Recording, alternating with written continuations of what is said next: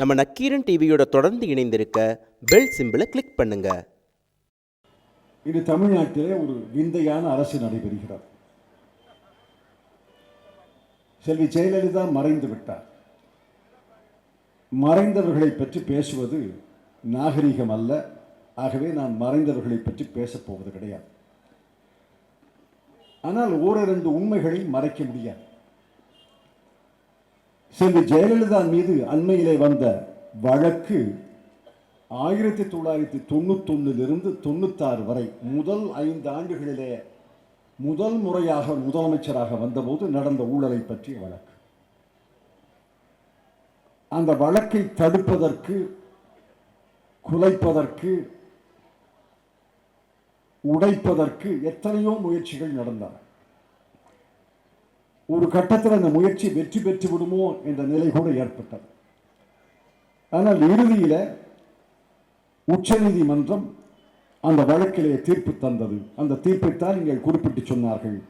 முதல் குற்றவாளி செல்வி ஜெயலலிதா. அவர் குற்றம் செய்தவர், குற்றவாளி. அவருக்கு உடந்தையாகத்தான் மற்ற குற்றவாளிகள் நடந்து கொண்டார்கள் என்று அந்த வழக்கிலே தீர்ப்பு சொல்லப்பட்டார். ஆகவே செல்வி ஜெயலலிதா குற்றவாளி. அவர் மறைந்து விட்டார் என்பதற்காக அண்ணா திராவிட முன்னேற்ற கழகத்துக்கு என்னுடைய அனுதாபத்தை நான் தெரிவித்துக் கொள்கிறேன். ஆனால் தமிழ்நாடு முதலமைச்சராக இருந்தவர் முதல் குற்றவாளி என்று உச்சநீதிமன்றம் அவரை தண்டித்திருக்கிறது என்பதை நாம் மறந்துவிட முடியாது. காங்கிரஸ் கட்சியிலே தமிழ்நாட்டில் இருந்த முதலமைச்சர்கள் யாராவது ஊழல் குற்றச்சாட்டு சுமத்தப்பட்டு தண்டிக்கப்பட்டார்களா? சுப்பராயன் தண்டிக்கப்பட்டாரா? ஓவந்தூர் ராமசாமி ரெட்டியார் தண்டிக்கப்பட்டாரா? மூதறிஞர் ராஜாஜி தண்டிக்கப்பட்டாரா? பெருந்தலைவர் காமராஜர் தண்டிக்கப்பட்டாரா? பெரியவர் பக்தவச்சலம் தண்டிக்கப்பட்டாரா? முதலமைச்சர் மீது ஊழல் குற்றச்சாட்டு என்ற புதிய யுகத்தை தொடங்கியதே திராவிட கட்சிகள் ஆட்சிக்கு வந்த பிறகுதானே. குற்றவாளி என்று குற்றம் சுமத்தப்பட்டதே இவர்கள் ஆட்சிக்கு வந்த பிறகுதானே. அதிலே முதன் முறையாக ஊழல் குற்றவாளி என்று தண்டிக்கப்பட்டவர் செல்வி ஜெயலலிதா. முதல் குற்றவாளி மறைந்து விட்டார். இரண்டாவது குற்றவாளி அந்த கட்சியினுடைய பொதுச் செயலராக ஆகிவிட்டார். முதலமைச்சராக ஆவதற்கு முயற்சி செய்தார். முதலமைச்சராக ஆகியிருந்தால் மூன்றாவது குற்றவாளி ஒருவேளை அமைச்சராக ஆகியிருக்கலாம். நாலாவது குற்றவாளி ஒரு குறைந்தபட்சம் ஒரு வாரிய தலைவராக ஆகியிருக்கலாம். பல குற்றங்கள் சுமத்தப்பட்டவர் அந்த கட்சியினுடைய துணை பொதுச் செயலாளர். ஒரு காலத்திலே குற்றம் சுமத்தப்பட்டு பிறகு விடுவிக்கப்பட்டு இன்று பல ஊழல் புகார்களுக்கு ஆளாகி உள்ளவர் இன்றைய முதலமைச்சர். அண்ணா திராவிட முன்னேற்ற கழகம் ஒரு ஆட்சி மன்ற குழுவை அமைத்திருக்கிறது. அதிலே முதலமைச்சருக்கு இடம் கிடையாது. ஆகவேதான் சொன்னேன், இது ஒரு விந்தையான அரசியல் அமைப்பு, ஒரு விந்தையான அரசியல் கட்சி, ஒரு விந்தையான அரசு என்று சொன்னேன். இவர் எவ்வளவு நாளைக்கு இருப்பார்னு யாருக்கும் தெரியாது. ஒரு ஓபிஎஸ் இருந்தார், அப்புறம் ஓபிஎஸ் போனார், அப்புறம் இபிஎஸ் வந்தார், இப்போ இபிஎஸ் போயிட்டு ஐபிஎஸ் வருவார்.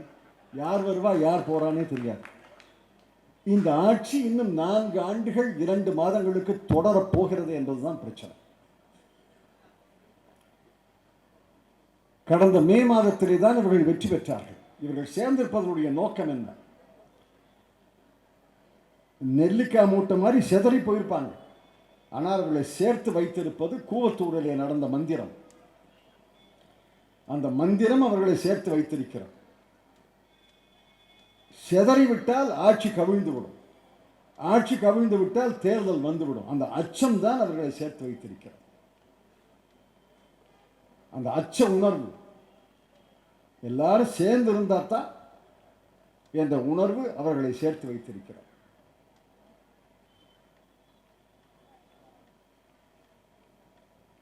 இந்த ஆட்சி இன்னும் 4 ஆண்டுகளுக்கு நடைபெறப் போகிறது என்பதுதான் என்னுடைய கவலை. நடைபெறுமா பெறாதா என்று எனக்கு தெரியாது. ஆனால் இவர்கள் சேர்ந்து இருந்து ஒருத்தரை காட்டி கொடுக்காம,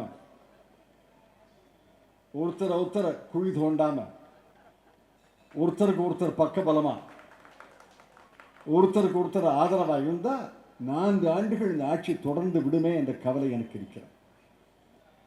செல்வி ஜெயலலிதா இருந்தபோது நல்ல அரசு, செல்வி ஜெயலலிதா மறைவுக்கு பிறகுதான் மோசமான அரசு என்றெல்லாம் பகுத்து பார்க்காதீர்கள்.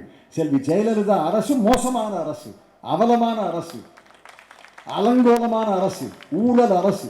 அந்த அரசினுடைய தொடர்ச்சி தான் இன்று ஓபிஎஸ் சில நாட்கள் ஆண்டார், இபிஎஸ் சில நாட்கள் ஆளப்போகிறார். அடுத்தது யார் வந்து ஆளப்போகிறார்கள்னு பார்ப்போம்.